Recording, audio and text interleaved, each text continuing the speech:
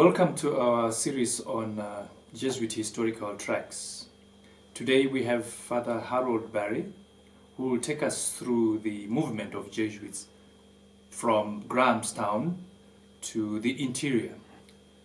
Father Harold Barry, please take us through. The Jesuits, as you say, left Grahamstown in, I think it was March or thereabouts, April 1879. And they moved up into the interior at the speed of about 17 kilometers a day. I think that was the sort of average they worked at. Right. And they liked to travel at night because I think there was less trouble for the oxen. Right. In the day it was too hot and so on. So they tended to travel at night. They'd get up early in the morning and start traveling, and then they'd camp. But they moved slowly, obviously. It took them a long time, and eventually they got up to what borders of what we now call Zimbabwe, in other words, the Limpopo River. And they were heading for Shosheng, that's the capital of the Khamas region in Botswana. Okay. And when they got there, they were not welcomed because they were already the London Missionary Society there. And Chief Khama couldn't understand why another group of Christian people coming to preach the same gospel were coming in, and he foresaw difficulties and rivalries. He probably had some experience already. So he said to the Jesuits, keep moving. You can't stay here. And I think it was tough for de Pelchin, who was the leader, and the others, of course, to be told, you know, you've come a long way, but keep going. So they had to, and they moved on, and they heard about Old Tati. Now this was a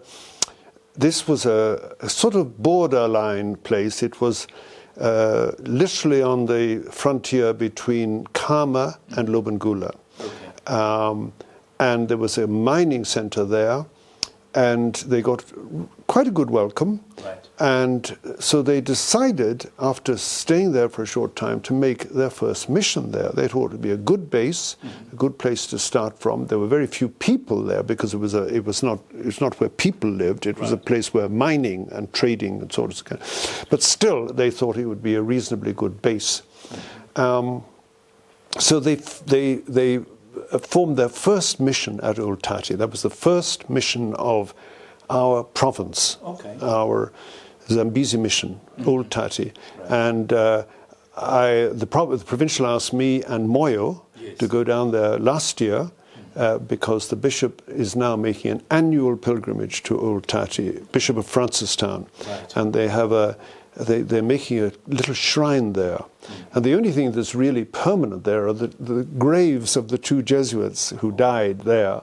And anything else has long since disappeared into the bush. But Rob Burrett, who worked for us, he was a very wonderful archaeologist.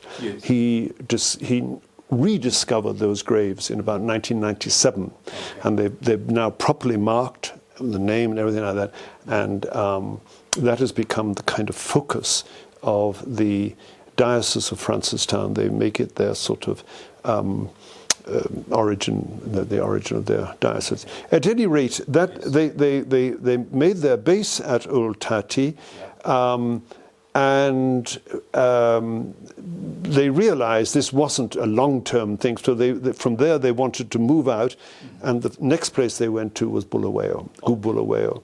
Now, they got a reasonable welcome there, but it was a struggle because Lobengula immediately kind of sensed that these people were going to disturb his state, as it were, coming in with new ideas, and he didn't really know what was. So he was all against any kind of Christianity, even against education, because he thought it would somehow undermine his authority. At least this is what we're led to believe. And basically he was against. So it was difficult for the Jesuits, but at any rate they were allowed to stay for several months, and they bought a small house from a trader which they made into another mission. They've made that their mission. And from there, De Pelchen, who was the leader of the group, there were 11, there were 11 Jesuits, 6 priests and 5 brothers. And De Pelchen decided to send a team to the east, to the territory of Shangaan, of the Shangaan people. Right. And that was a terrible disaster. Oh, God. One of the priests there got lost. He was saying his breviary or something, and he lost his way. And he was lost for 3 months. Oh. And when Brother Headley and another brother and Father Augustus Law reached the place where the chief of the Shangaan was, they didn't get a welcome at all. I think because they came from Lobengula, who was a kind of a rival. What the Jesuits didn't understand is that there were power politics going on here between the rival things, and territory was important. So you can't just move from one place to another without and sort of expect a welcome wherever you go. So at any rate, they got a very poor welcome and got very little help, and then they got sick, and eventually Augustus Law died. And they had to abandon their wagon somewhere in the bush, and they'd also lost one of their members, as I mentioned. Right. And so one of the brothers stayed there, but the other one went down to the coast, to the Mozambique coast, and got supplies and came back. And then the 2 brothers was all that's left, because sorry, I forgot to tell you that when the priest was found, the one who was lost, when he was found, he went with one of the brothers to the Mozambique coast, where he died. And so the brother came back, and the other brother who was still there, Brother Headley, the 2 of them returned to Bulawayo. It took them 12 months, and they achieved 0. So that was a disaster. It wasn't the only disaster, there were many others. And so De Pelchen then, or at least during that period, also sent a group up to what became Pandamatenga, which is again a shrine, this time for the Wanki diocese. The Wanki diocese made Pandamatenga their kind of thing. Bishop Prieti, he made a big cross there and a big shrine, and for the centenary he had a huge celebration and so on. So if you like, the Jesuits are responsible for 2 shrines, one in Francistown Diocese and one in Wanki Diocese. That wasn't a great success. There were not many people there. It had been chosen by traders as a good spot for moving north, but it wasn't suitable for... And so then De Pelchen, who's a very courageous man and a kind of underrated man, I think. You don't hear about him much. He decided to try the Tonga. So he sent another troop going up to the Zambezi Valley. Yes. And again, he didn't understand the rivalries, because the Tonga people were very scared of doing anything that would antagonize not only Lobengula, but also Lozi, the Lozi chief, Luanika. So it took an awfully long time for them to simply cross the river and get to where the chief lived, Chief Mwemba, on the banks of the northern bank of the Zambezi. And when they got there, the chief wanted more and more gifts and presents and so on, they were going to. But anyway, they persevered, and they started a 3rd mission. This is now the 3rd mission. But one of the brothers got sick and died. Yes, a priest got sick and died. And interestingly, just a sideline, when they had this centenary of the founding of the church in Zambia, at least the southern part of Zambia, in 2005, the Bishop of Monzi, whose name is an Italian name, he decided to have a mass at the grave of this priest who died in 1880 or whatever. And but of course, his grave was now under the Kariba Dam. So what did he do? He got a boat. and they all went out onto the boat, and they had a big mass there on the boat, in the middle of the lake in 2005. But then that mission also, and people kept getting sick, and people were dying, and so on. So they came back to Pandamatenga, and then de Pelchen, you really have to admire this man. Yeah. He pushed on across the river up to Luanika's place and that's where they got the best welcome of all, right up in what they now call the Western Province, on the river, right up, far up, where the King Luanika had his place. And they got a good welcome there. Then in Old Tati, there were 2 deaths. There was a Father Fuchs who died. Eddie Murphy says he should never have been sent out. He was a sick man when he went. He was only 40 years of age. He was already a sick man, and he died. And at any rate, he was buried. And then Father DeWitt was sent out to investigate complaints against de Pelchen, because there were letters went to Rome. The Society of Jesus. At any rate, there were rumblings in the ranks, as it were, and people were fed up with de Pelchen. They said he was not doing the thing properly, and so on. They sent letters to Rome, and so Rome sent out a visitor in the form of Father DeWitt, who was, I suppose, Dutch, and he came out. And he found that they were completely exaggerated, that de Pelchen was doing the best he could in very difficult circumstances. But then he stayed on, and he stayed on in Old Tati. And one day he had a freak riding accident, and he fell off his horse, and he died. So there are 2 graves in Old Tati. But the thing is that with all these disasters, with the Shangaan, with the Tonga, with the other thing, with Pandamatenga and so on, de Pelchen eventually sort of was really broken by the whole thing, and he went down south, and he traveled back to Europe, and he started raising money for the future, but he himself was kind of broken. He was broken partly by the exertions, the sickness, and the disappointments, and the fact that some of the Jesuits didn't trust him and had sent this complaint to Rome. I think that really shattered him, that they had complained about him. Weld was then appointed superior when de Pelchen retired. And one of the key people who had come in a little bit later, after the 11, I mean the 11 were obviously added to as time went on. Yes. One of the key people who came in later was an Englishman called Peter Prestage. Okay. And Prestage was obviously a man of some initiative, and he was at Old Tati on his own for quite a long time. And he used his initiative. He started ploughing and started exploring, building, rock, getting stone. And he did a lot. And he tried to learn Zulu, the local language, which was not Zulu but Tswana. And he did a lot. But then they decided to abandon Old Tati because it simply wasn't working. Right. And they sold it for the princely sum of £35. Oh, 35. All this work was sold for £35. And they went to Bulawayo. They thought that was a more thing.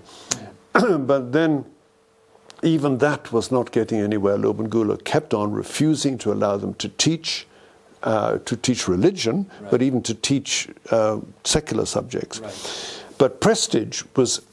He pushed and pushed and pushed.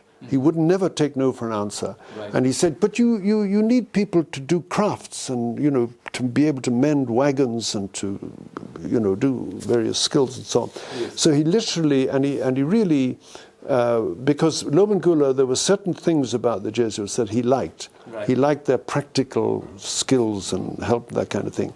Right. So Prestige eventually said, if you don't allow me to start a school, I'm off. We're all going. We'll just leave you. Right. So eventually, Lobengula began to realize that this was a possibility of having friends, because he didn't trust all these traders and people who were coming in and telling him to sign various concessions about this, that, and the other, you know. And it was the build-up to the Rudd concession. But he realized that if these people could train his own people to write and to read, it would be an advantage in his negotiations. So he eventually allowed Prestage to open a school. And apparently one day, jokingly, he said, there's a place called Empandeni, somewhere down there, and you might think of that. And then he moved on, didn't say anything. So Prestage went in like a bee to honey, and he sort of pressed for this, and he got permission to start a mission in Empandeni. And this was in 1884. Yes. But he got the permission, but not the kind of final permission. So he couldn't move. He got it in principle, but you know the way it is, and he didn't get it saying. And then, meanwhile, Weld, the new mission superior, felt that this whole thing in the interior was a disaster, and we should all withdraw and settle in South Africa and do a kind of rethink, you know. The French say, what do they say? Recueillir pour mieux sauter, or something. To come back, come back for a while so that you can. So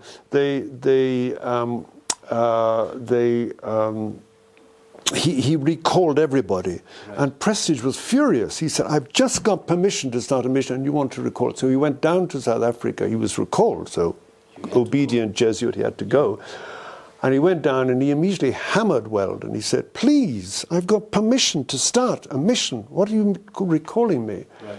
And so Weld eventually gave in and said, "Okay, you can go." And so he went back with the famous brother Headley, who only died in 1933, not long before I was born. And brother Headley and another brother, who was that now? Anyway, and Prestage, and eventually Rickards. Right. They went back to Bulawayo first of all, and sort of made final arrangements. And then in 1887, they went to Empandeni, and they set up the thing there. They built some thatched hutches, some thatched. Lobengula really felt now these whites are coming to take my territory. He really kind of sensed the whole thing. So it was dangerous for white people to be around, and so the traders and the hunters and the missionaries, they all fled south. And this time Prestage himself felt that it was wiser to withdraw for a while. So he locked up the mission, handed the key to one of the local people, and said, "Look after things as best you can," and he withdrew to the south.